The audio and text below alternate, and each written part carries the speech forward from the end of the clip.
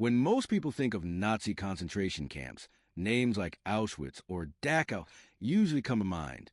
But there's one camp, often overlooked, that was just as brutal, if not more so, a place where prisoners faced unspeakable horrors and survived in ways that defy belief.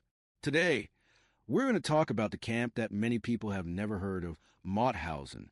And trust me, after hearing about it, you'll understand why it deserves a place in the darkest corners of history. The creation of Mauthausen. The story of Mauthausen begins in 1938 when Nazi Germany annexed Austria, an event known as the Anschluss. It was at this moment that the Nazis quickly began establishing concentration and labor camps throughout Austria. Mauthausen was one of the first. It was built near a granite quarry in a remote part of Austria, near the small town of Mauthausen, and its location played a critical role in what would become one of the most inhumane systems of forced labor ever created. The Nazis didn't build Mauthausen as a place for quick mass extermination like Auschwitz. Rather, it was designed to be a work camp. However, this wasn't ordinary labor. The camp was set up with the singular purpose of working people to death. The prisoners were put to work in the quarry, forced to extract heavy granite blocks under inhumane conditions. The work was brutal, and the quarry became infamous for being a place where prisoners were worked until they could no longer physically function. Mauthausen quickly grew into one of the deadliest camps in the Nazi regime, not because of systematic killing operation, but because the physical and psychological stress it caused was enough to slowly kill its victims. The design of Mauthausen wasn't just about labor exploitation. It was about torturing prisoners, stripping them of their dignity, and breaking them mentally before finally allowing death to take its inevitable toll. This process of exhausting labor, combined with starvation, disease, and violence, created an environment where survival was almost impossible. The granite quarry, a place of death. When Mauthausen was built, the granite quarry at the camp was its central feature. The prisoners who were brought there, many of whom were political prisoners, resistance fighters, Jews, Romani people, Soviet POWs, and anyone deemed undesirable by the Nazis, were forced into this grueling work. The granite blocks they extracted were used for construction projects in other parts of Nazi-controlled Europe. But the prisoners were treated as nothing more than tools to extract the stone. The work was hard, dangerous, and ultimately lethal. The labor in the quarry was backbreaking. Prisoners had to carry these heavy stone blocks up steep hills and through rough terrain. The physical toll on their bodies was immediate. Many of the prisoners were already malnourished and weakened by the time they arrived, and yet they were still forced to work for up to 12 or more hours a day, without proper rest or sufficient food. Those who couldn't keep up were punished harshly, often with beatings or immediate execution. The quarry became a mass grave, where many prisoners died from exhaustion, disease, or the outright violence of the guards. One of the most notorious parts of the work in the quarry was the so-called death ramp, a steep slope that led from the quarry to the rest of the camp. Prisoners had to carry their granite blocks up this ramp, and those who couldn't make it to the top were often shot by the guards. The death ramp became a symbol of Mauthausen brutality. It was a place where the weakest, sickest, and most exhausted prisoners were killed, either directly by gunfire or by being left to die from their exhaustion. The Nazis used the ramp not just as a way to dispose of the weak, but as a way to instill fear into the others. If you couldn't carry your weight, you would be killed. It was as simple as that. The quarry, combined with the death ramp, was where the worst of Mauthausen's suffering unfolded. Many prisoners died in the quarry or on the ramp, but for those who made it past those obstacles, the battle for survival continued, only to face other forms of terror, brutal guards and sadistic torture. What set Mauthausen apart from other Nazi camps wasn't just the labor, but the brutality of its guards. The guards at Mauthausen were infamous for their cruelty. While all concentration camps had guards who were often violent, the guards at Mauthausen took sadism to another level. Many of the camp's officers were known to go out of their way to humiliate, beat, and execute prisoners for the smallest infractions. The punishments in Mauthausen were relentless. Prisoners were often subjected to cruel and unusual punishment, from being forced to stand in the freezing cold for hours without food or water to being beaten for no reason other than the whim of the guards. Sometimes, prisoners would be executed simply for the crime of being too weak to work. Those who were caught trying to escape or even attempting to help another prisoner were often shot on sight. Mauthausen's guards seemed to take pleasure in the suffering of the prisoners. The cruelty was not just about maintaining order in the camp. It was about breaking the spirits of the prisoners, making them feel worthless, helpless, and utterly defeated. The prisoners were constantly reminded that they were expendable. Their lives meant nothing to the guards, and their suffering was just part of the Nazi system of control. The psychological toll of constant fear, torture, and humiliation was as devastating as the physical labor itself. Prisoners at Mauthausen, who were they? Mauthausen wasn't just a camp for Jews. Like many other Nazi concentration camps, it was a place where a wide variety of people were imprisoned. The Nazis targeted anyone who opposed their regime or didn't conform to their racist and ideological vision. Political prisoners, resistance fighters, Romani people, and even homosexuals were sent to Mauthausen. Soviet POWs were another group that suffered particularly cruel treatment at Mauthausen. The Nazis considered Soviet soldiers to be subhuman, and they were often subjected to even harsher conditions than other prisoners. Soviet POWs were routinely starved, overworked, and left to die in the quarry. Many of them died shortly after arriving at the camp, victims of a regime that saw them as expendable. In addition to Soviet POWs, other groups who opposed the Nazi regime were also sent to Mauthausen. Resistance fighters who had fought against Nazi occupation in their home countries were brought here, tortured for information, and often executed if they were found guilty of resistance.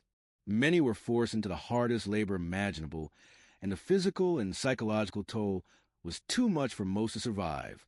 The struggles of survival, starvation, disease, and medical experiments. While the work in the quarry was the most obvious form of suffering at Mauthausen, the day-to-day conditions of the camp were equally deadly. Starvation was rampant. Prisoners were given the bare minimum of food, and it was often of such poor quality that it didn't provide them with enough energy to perform the grueling work. The food rations were so meager that many prisoners were left weakened, malnourished, and susceptible to disease. The combination of constant physical labor, inadequate food, and neglect by the Nazi authorities made survival extremely rare. Disease spread rapidly through Mauthausen. Overcrowding, poor sanitation, and lack of medical care meant that diseases like typhus, tuberculosis, and dysentery were common. Prisoners who became sick were left to die. The Nazis were uninterested in their suffering. If a prisoner was too weak to work, they were simply sent to the gas chambers or executed. Medical experimentation was another horrific aspect of life at Mauthausen. Like other camps, Mauthausen became a site for the Nazis' brutal medical experiments on prisoners. These experiments were not designed to help science. They were cruel tests to see how far human bodies could be pushed. Prisoners were subjected to tests for hypothermia, starvation, and even the effect of poisonous gases. The prisoners in these experiments were treated like nothing more than lab rats. Many died from the experiments, and others were left permanently scarred. Liberation and its aftermath. Mauthausen was liberated by American forces on May 5, 1945, just days before the end of World War II. By the time the camp was liberated, tens of thousands of prisoners had already died. The survivors were physically and emotionally broken. Many of them were too weak to comprehend their freedom, and they struggled to come to terms with the fact that they had survived such a brutal ordeal. The liberation, while a moment of relief, did little to erase the trauma they had endured. Mauthausen's story remained largely forgotten for many years after the war. While camps like Auschwitz and Dachau gained more attention, Mauthausen's horrors were often overshadowed. The survivors, the families of the victims, and those who worked to preserve the history of the camp did so in silence for many years. But in recent decades, efforts have been made to ensure that the legacy of Mauthausen is remembered. The Mauthausen Memorial, located at the site of the former camp, serves as a reminder of the horrors that occurred there. The psychological toll, how Mauthausen destroyed the mind. While the physical toll of Mauthausen was clear, the backbreaking labor in the quarry, the constant beatings, the starvation, one of the most insidious elements of the camp was the psychological toll it took on its prisoners. The Nazis understood that in order to fully break a person, it wasn't enough to crush their body. They needed to destroy their will to live, their hope, and their very sense of self. Mauthausen, like many other Nazi camps, was designed to do just that. Prisoners at Mauthausen lived under a constant cloud of fear. Death could come at any time, and there was no way to predict when or how it would strike. The guards were brutal, and the selection process was arbitrary. At any moment, a prisoner could be taken away to be executed or sent to the gas chambers. The fear of death was omnipresent, and that fear was what kept the prisoners in line, mentally and physically broken. Many survivors of Mauthausen later described how the constant threat of violence and death eventually wore them down. The fear was not just a physical pain. It was a fear of losing one's humanity. Prisoners were subjected to dehumanizing treatment every day, which was meant to strip away their sense of identity. They were given numbers instead of names, forced to wear ragged clothes, and often made to perform degrading acts for the amusement of the guards. In this environment, it became impossible to remember what it felt like to be treated with dignity. For many, the very idea of survival became an afterthought. Their minds became so consumed by the desire to stay alive that they lost all sense of purpose beyond that. Psychological torture was a constant at Mauthausen. Prisoners had no privacy, and the guards made sure to keep them in a state of constant anxiety. Whether it was a terror being called for a random selection or being forced to witness the brutal execution of others, the mental strain was unrelenting. There was little hope of relief, and as the days turned into weeks, months, and years, the prisoners began to break under the pressure. One of the most insidious aspects of Mauthausen was its ability to destroy not only the individual, but the very concept of community. Prisoners were often pitted against each other, forced to compete for food or other resources. Acts of kindness or solidarity were rare, as the Nazis had created an environment where trust was dangerous. Prisoners were encouraged to betray each other for small rewards, and as a result, many became isolated. Even among the most hardened of men, the bonds of solidarity that might have existed in a different world were broken, and people became too scared to help one another. The loss of hope was one of the most profound effects of life at Mauthausen. Prisoners were kept in a state of perpetual misery, forced to endure one day after another with no reprieve. The uncertainty of life in the camp was one of the most psychologically damaging aspects. Prisoners could not plan for the future. There was no way to know if they would even make it to the next week, let alone survive the entire ordeal. The role of Mauthausen in the broader Nazi system of oppression. Mauthausen was not just a singular instance of cruelty. It was part of a larger system of concentration camps and extermination centers that spanned all of Nazi-controlled Europe. It was one of the many tools the Nazis used to control and terrorize the populations of the countries they invaded. What set Mauthausen apart, however, was its unique role as a death-by-labor camp. The systematic exploitation of its prisoners, while horrific, was part of a larger Nazi strategy to rid Europe of what they considered undesirables. The scale of this system is staggering. At its peak, Mauthausen held around 85,000 prisoners at a time. Over the course of its existence, more than 200,000 people passed through the gates of Mauthausen, and approximately 95,000 died there. The Nazis had no interest in keeping their prisoners alive. They saw the prisoners as expendable resources, useful only until they could no longer work. The systematic way in which the Nazis dehumanized their victims, stripping them of their identities, their dignity, and their humanity, was central to their ability to maintain control over the camps. Mauthausen's role in the broader Nazi camp system was also defined by its connection to other camps. While it wasn't an extermination camp in the sense of Auschwitz or Treblinka, it served as a place where prisoners could be sent for forced labor, and from there, they could be sent to other camps to be killed. In some cases, Mauthausen was used as a transit camp for prisoners who were eventually sent to their deaths in the gas chambers of Auschwitz or other extermination camps. This system of interconnected camps was essential to the Nazis' genocidal project. Mauthausen was not just about exploitation for labor. It was about maintaining control over those they deemed to be enemies of the state. The prisoners in Mauthausen were often political prisoners, resistance fighters, Jews, and other marginalized groups who threatened the Nazi regime in some way. The impact of Mauthausen on its survivors. The survivors of Mauthausen often carried scars that lasted a lifetime. Even after the camp was liberated, many struggled to adjust to life outside the prison walls. The physical toll of the camp was obvious. Many survivors were left emaciated, with broken bodies and serious long-term health problems. The conditions at Mauthausen had permanently damaged their health. Many of them never fully recovered from the physical exhaustion, the beatings, the starvation, and the diseases they contracted in the camp. The emotional scars, however, were often more difficult to deal with. Many survivors experienced deep psychological trauma that persisted long after they were freed. The trauma of losing their families, their dignity, and their sense of safety was too much for many to bear. They suffered from depression, anxiety, and what would later be recognized as PTSD. The memories of the brutality they had witnessed and experienced haunted them for the rest of their lives. In some cases, the survivors of Mauthausen never spoke about their experiences. The trauma was too great to share, and many felt that words could never fully convey the horrors they had endured. But even those who did talk about their experiences found that others often struggled to understand.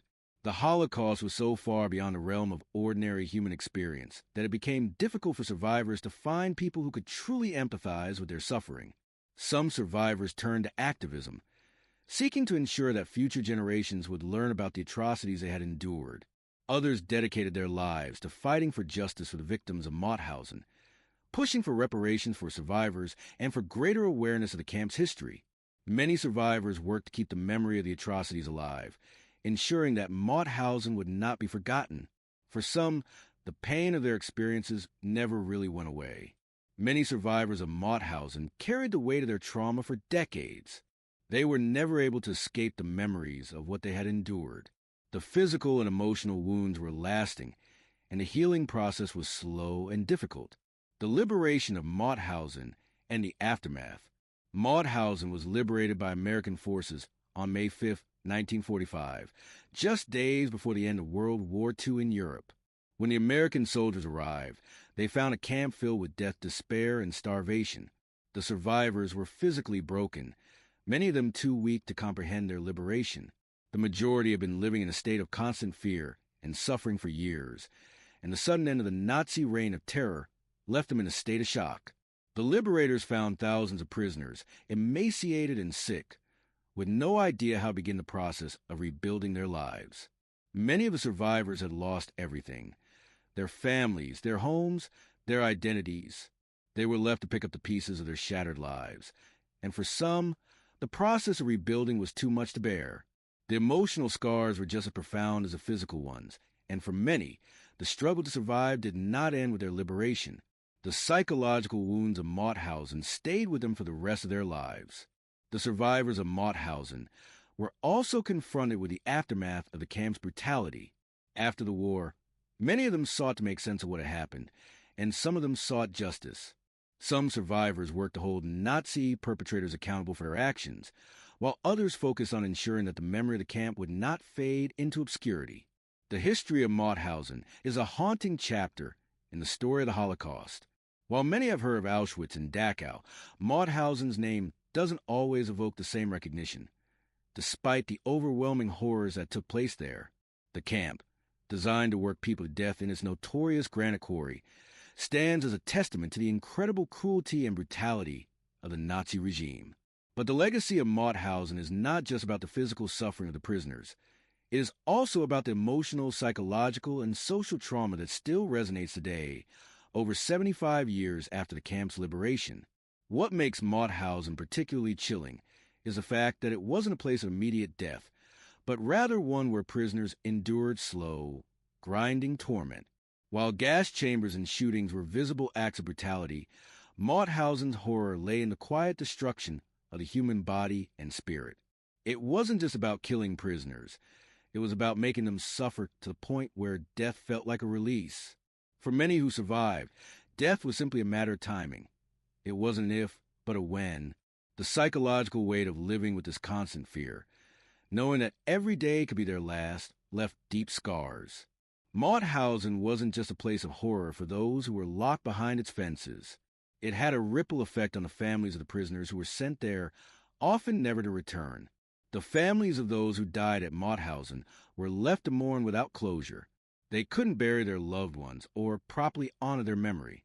Many families spent years not knowing the fates of their relatives, left with only the trauma of wondering what happened to them in those dark, hellish years. The psychological impact of Mauthausen can still be felt today. The survivors, even decades later, have lived through unimaginable trauma, carrying scars both visible and invisible. Many of the survivors suffered from post-traumatic stress disorder, PTSD, struggling to come to terms with the horrors they experienced. These emotional scars became a part of their everyday lives, affecting not just their own well-being, but also their relationships, their ability to work, and their sense of identity. The trauma of Mauthausen didn't end with liberation. It lasted long after the war. The memories of their suffering, the faces of those who were murdered, the sound of the brutal guards' boots on the cold ground, all of it stayed with them. But despite the immense suffering, there were survivors, and their stories are critical to our understanding of what happened at Mauthausen. Their resilience in the face of unimaginable hardship, the strength to endure daily torture and survive when so many others perished, is a testament to the human spirit's ability to withstand even the most inhumane conditions. These survivors have not only lived through one of the most horrific chapters of history, but they have also contributed to telling the world what happened at Mauthausen, so that it will never be forgotten. The survivors became the keepers of the stories, sharing their experiences with future generations to make sure that we understand what happened, so that such horrors are never repeated. Their testimonies are crucial in ensuring that Mauthausen's legacy lives on, not as a forgotten tragedy, but as a warning of the depths of cruelty to which humanity can sink if left unchecked. Many survivors became advocates for human rights, speaking out against oppression and working tirelessly to ensure that future generations are taught the lessons of the past. Mauthausen's history is also a reminder of the importance of memory and remembrance. It is easy for us, in a world where so many events quickly fade into the past, to overlook the atrocities of the Holocaust. But to forget Mauthausen is to forget the countless lives that were destroyed, the families torn apart, and the future generations that were shaped by the loss. Memory isn't just about remembering facts and figures. It's about preserving the dignity of those who were lost. It's about honoring the lives that were lived, even if they were taken too soon, and ensuring that their suffering is never forgotten. In our modern world, where hate and intolerance continue to rear their ugly heads in many places, Mauthausen's legacy is a reminder that we must remain vigilant. The lessons of the past are often forgotten, but the pain of those who lived through it remains ever present.